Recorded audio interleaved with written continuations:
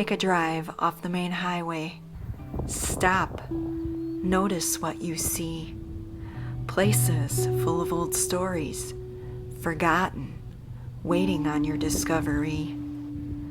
Ghosts from the past reach out. Make me wish more would take this route to learn their history. Hey sightseers, Sightseeing Sally here. As you can see, I'm out on another backroads adventure, checking out some forgotten places up here in good old Northeastern Wisconsin. And my first stop happens to be a little unknown community up here in the Northwoods called Beaver. What? Now Beaver is so small, it's actually an unincorporated little town or township out here. And when I looked its history up online, there wasn't really a whole lot to tell me about this place.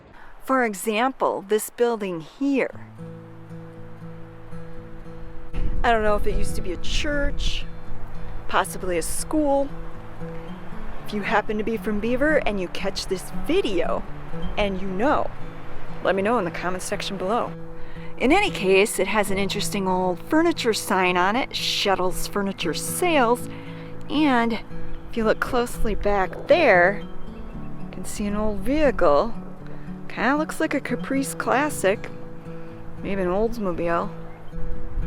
And then if we look over here next door, is this stately old home made of red brick, which, given the various manufacturers of red brick, I can't really tell you where those bricks came from, unlike the Cream City bricks that we were talking about in my last video.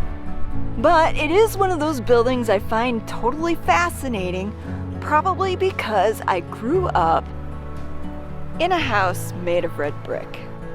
And it appears this particular red brick home was built in 1910. Now, I have no idea how old the house was that I grew up in, but I do know that it had to be pretty old, given the fact that it had this hatch on the outside of the house where they used to drop the coal in when there was a coal-fired furnace.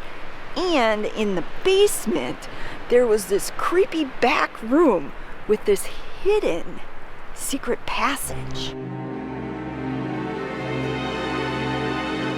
Or at least in the eyes of my 10-year-old self with the highly overactive imagination, it was a secret passage. In all reality, it was probably just some sort of recess or indentation in the basement wall. Getting back to Beaver, it looks like the local kids were out teepeeing. You know, I never did that. Okay, maybe I did once or twice. Parents don't know. I never got in trouble with the cops, but that's off the record. I'll admit, I got a fascination with laundry hanging on the lines out in the country, probably because when I was a kid growing up, my mom used to hang out the wash, and there's nothing like the smell of fresh, clean laundry off the line. So yeah, if you happen to watch my videos and notice a theme with the laundry hanging, that's why. I don't think it's too difficult to figure out what this building used to be. Now, if you think you can hear a train in the background, that's because right over there is where the railroad goes.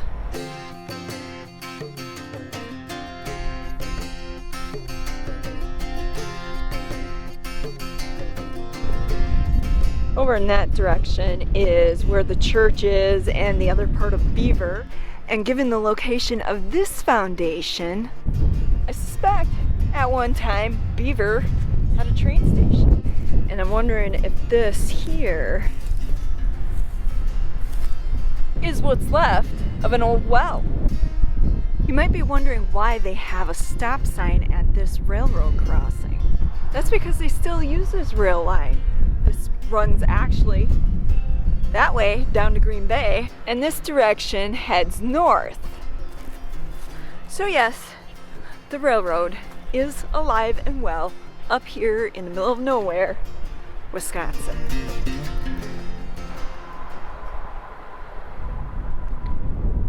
Now that's a pretty creepy wind chime. Wow, it is like super windy out here. I feel like I'm back in Kansas. With the videos I was doing down there, it was super windy. Anyways, at one time, it's apparent that Beaver had some sort of post office. Because if we take a closer look at the door, it says US Mail. This building here looks like it might have been a general store. And given its location to what was the post office, I'd almost be willing to put money on that. But regardless of what this building used to be, it appears that whoever owns it now likes to collect stuff. Or at least they're collecting lawn tractors. I can't say for certain that they're collecting anything else, but from here, looks like Lawn Tractor Central. Well, as much fun as it's been exploring this little community of beaver, I think it's time we move on. As you can see, I'm standing by another railroad line. This actually happens to be south of the one that we saw up in Beaver. So if you hopped a train and went north that way, you'd actually end up in Beaver. The whole reason I stopped here really has nothing to do with the railroad. That was just a little interesting side factoid for you. It actually has to do with, if we wait long enough, train will come past.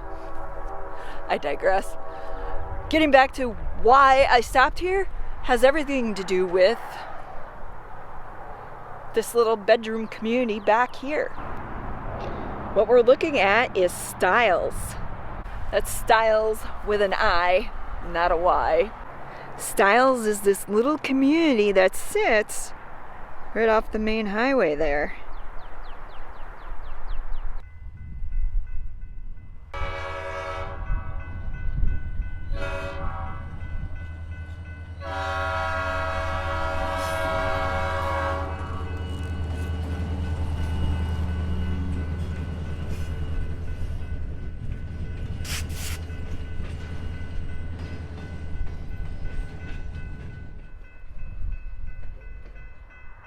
Oh, that was a long ass train.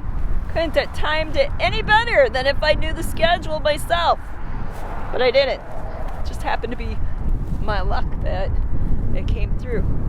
Marty always talks about wanting to be a hobo and riding the rails. I'm like, go right ahead, but only if you plan on videoing it. Because I'm telling you, that would be YouTube gold, seeing hobo Marty riding the rails. Anyways, let's get back to Stiles. Stiles is one of these communities that I have driven past hundreds, if not thousands of times, given where it's located. It's right off the main highway from Green Bay all the way up to Crivets. So anytime you're going from, north, south, whatever, you pass by this place. And I've always wanted to stop, never done it until today. And the reason I've always wanted to stop here happens to be because of this building over here. Now I suspect this building may have been an old schoolhouse, don't know for sure. And it looks like somebody's in the process of renovating it. Which if they are, that would be totally fantastic because why let it rot? And then there's this old building here. It appears it's part of St. Patrick's Parish, which St. Patrick's is the Catholic church that's up the road from here. And if you love rummaging through other people's old stuff, this is the place you're going to want to be come Wednesday, mid-May, through September. Now, as you can see, there's a lot of traffic that drives on through here. So it's not like Stiles is completely forgotten, but maybe it's forgotten in the sense that how many people actually stop, take the time to check it out beyond just driving through. So, I don't know. Today we didn't forget it. We stopped and explored it.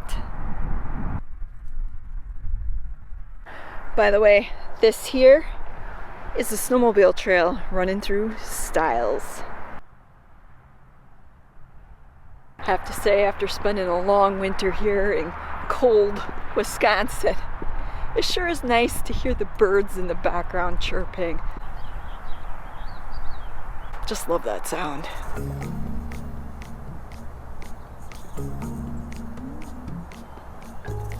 For the most part, it looks like the old relics from the past have disappeared from Stiles, been replaced by newer homes, newer construction.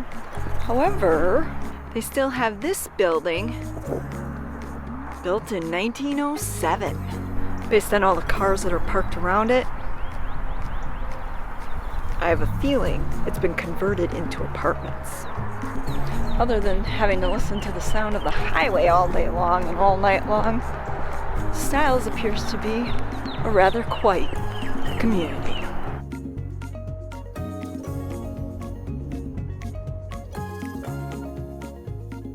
Now this is one of them forgotten places you don't see very often, and there's something really rare about it. It's an old schoolhouse, and look up there. The bell is still intact. That is actually the first schoolhouse, old schoolhouse that I've seen ever where the actual bell was still intact. That is totally amazing.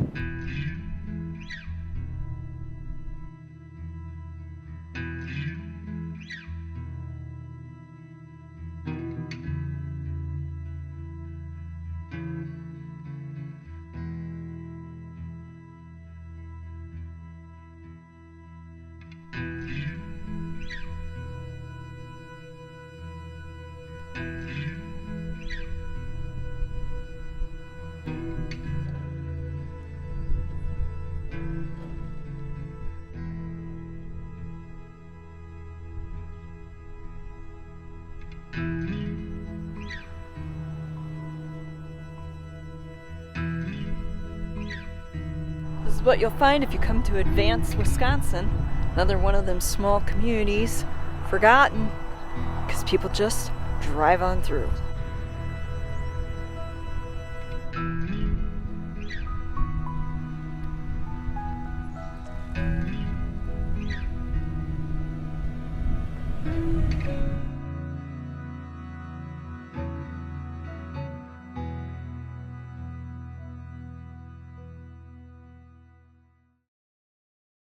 If you enjoyed the vid, make sure you give it a big old thumbs up.